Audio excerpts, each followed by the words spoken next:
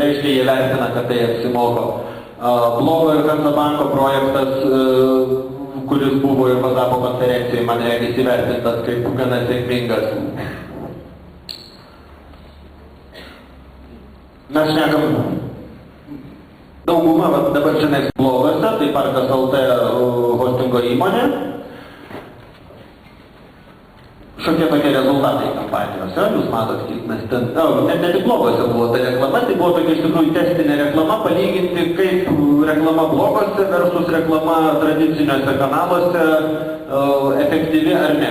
Aš nesiklausiau, atleiskit tų, kurie čia dalyvavo ir skelbiu, diskusija buvo žymiai paprastesnė negu su kai kuriais tinklapiais, tipo dideliais. Jūs labai greitai atrašydavote ir labai konkrečiai atrašydavote, tas mums yra didelė pagalba. Aš iš karto gaunu atsakymą, noriu, nenoriu, tinka, netinka.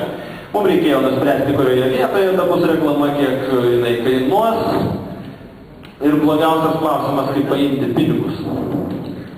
Tai vat apie, jeigu jau blogeris nusprendė talpinti reklamą, patys parduosite ar kažkoks tai tarpininkas, lankomumas tinklalapio. Be abejo, reklamos užsakovui tai yra svarbiausia, kaip nustatyti kainą, o čia parašiau verslo liudijimas, iš tikrųjų, kaip tai pasiimti tuos pinigus.